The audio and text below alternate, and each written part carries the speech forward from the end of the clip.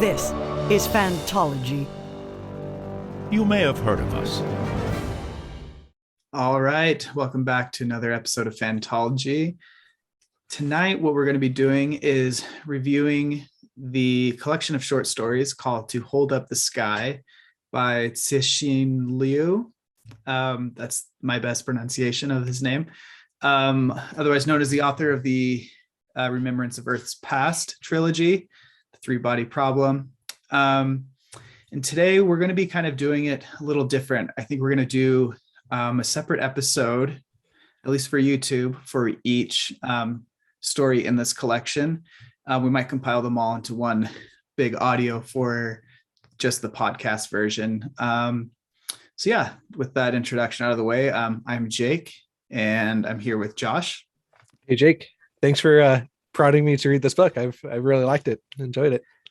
Yeah, I've really liked it. I do think it's more of a mixed bag than the Remembrance of Earth's Past trilogy on its own, but I've really enjoyed it. It's got some really cool ideas, some really great writing, some really wacky ideas too, which I'm totally here for. But it's nice to get Jake and Josh back together. I feel like this is giving me throwbacks to The Stand. I know. I think that was the last one we did together, man. Yeah. And you couldn't really get two different formats here between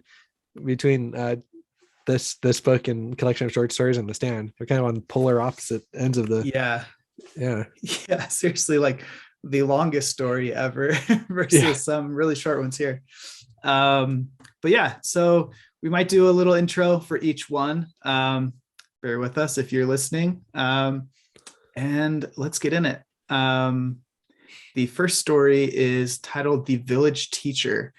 This is the first story you get into, so it kind of serves, I feel like, an introduction to the collection as a whole. What were your thoughts, Josh? Yeah, I think honestly, it's been a few weeks since I read most of these, and looking back on it, this is the one that stuck in my mind the most. So therefore, I think I'm going to say this is the one I like the most. You don't? Okay. No, I'm just okay. Interesting. Yeah.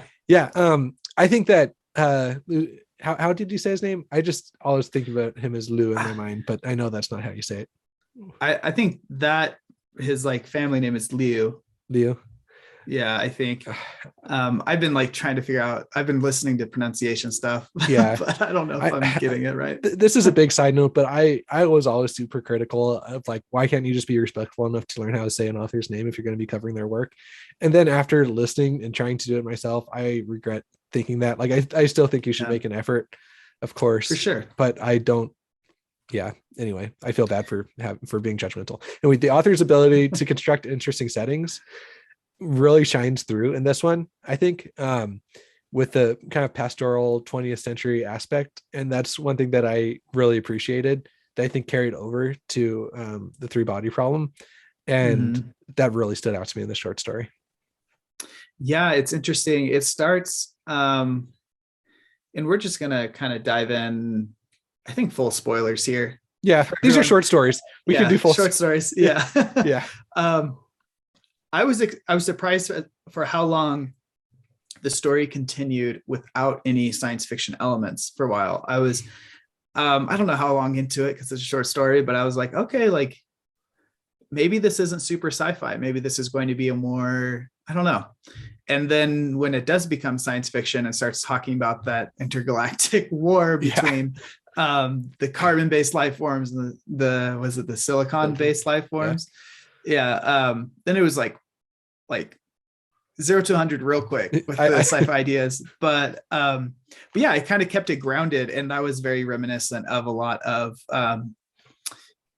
the Three-Body Problem books. Just there's such a strong human element to it, and I know we kind of wanted to talk about the themes, and on that note, I think a major theme of this was just the importance of education and the importance of sharing knowledge with others, right, for the benefit of society as a whole. Which I thought was done pretty well. I think that juxtaposing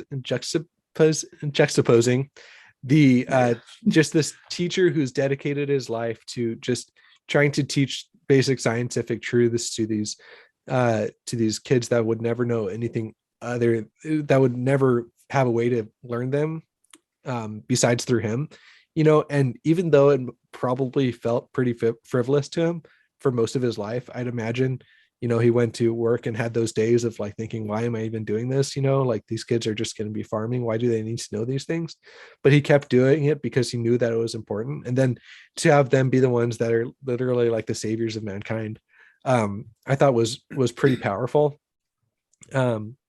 And was a pretty striking theme that, like, to me, it was even if you don't know what what the result is going to be of your actions, if you know those actions are right and you believe in them, then that in and of itself is like a worthy goal. So yeah, I think it was, I don't know, this is probably one of the biggest criticisms with the story from what I was reading online, is it is a bit melodramatic. It's a bit you could call it, I don't know how, like what you would say. It's like really on the nose with like super sad that this teacher is dying, and he's like in a very dramatic way doing everything he can to impart this knowledge on these kids. Like he can't even like write on the chalkboard, so they bring the board to him as he's like sitting there, and like but it like somehow works for me, like despite all of the melodrama. Like I imagine, like, those really dramatic moments in an anime that, like, if you like take yourself out of it, you're like, okay, this is a bit much. But if you let yourself like get into it, you're way into it. And that's how I felt. And again, to me, like the overall theme made up for that, of just, we need to be learning and sharing knowledge, as not because there's this, because like the existence of our society depends on the knowledge of 8th grader or 3rd graders, whatever they were, but because it's just better for society as a whole. Like we don't need a galactic civilization like quizzing us, otherwise we die, to understand that this is just important. So here's a few nitpicks of the story for me. One, I didn't like the whole talking about the bit rate that humans communicate knowledge, just to get to the point that like that teachers are the way that that we transmit knowledge throughout generations. I think that was fine. Like you could have left that as subtext and it was still pretty clear before you like dive into like a few pages of kind of so that was one little nitpick. The other nitpick is what kind of statistical sampling is this alien race doing? Like for having, I mean, maybe you can make the argument that they only see races as like that the entire race would have knowledge, have the same knowledge bank and be able to like respond to like have the same responses, no matter who you sample, right? And because they kind of did mention that like, oh, they've made this much progress without having that ability. But still, come on, man. Like this is introduction level of statistics, that you got to take more of a representative sample of your population than like one little house. Yeah. Like they're I mean, on one hand, they're like, we don't have time to do this, so we need to create this barrier zone. But also, like, if you have the technology to create a barrier zone like that, you think you'd understand, like, if you're not going to put forth the effort to do some better sampling, like why do any at all? Just like although I mean, it saved humanity. So so those are my two nitpicks, but overall a pretty powerful story. I liked it. I do understand. I totally understand if people don't like it for it being kind of over the top and it's dramatic, like I don't know, moments of just like in his dying breath, he imparted like the last bit of wisdom needed for these students to then be quizzed. But fine, but you got a story within like 30 pages here. You gotta incorporate melodrama if you're gonna be getting these emotional points. You're not gonna like, I don't know. That's the way I look at it. We're in a different medium, and I'm not super into short stories, so I'm sure there's better ways to do it. But that's kind of what I went into with my mindset as.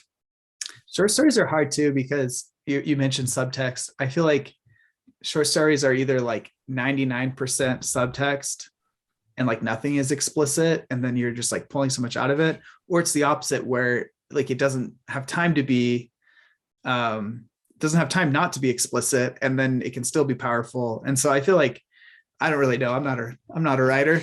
Yeah. But so we talked about the theme and the idea of it, I guess, in general. Like I really like the idea of just like, you know, quizzing. I don't know. But what do you think about the prose and characters?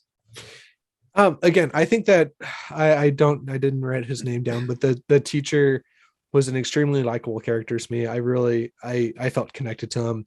I felt like you know, this was really good preparation for the three body problem and creating these savior archetype people that are going to somehow use their knowledge that they've gained throughout their life to save humanity through various means that you wouldn't think of. I thought that was you could definitely see that carry over.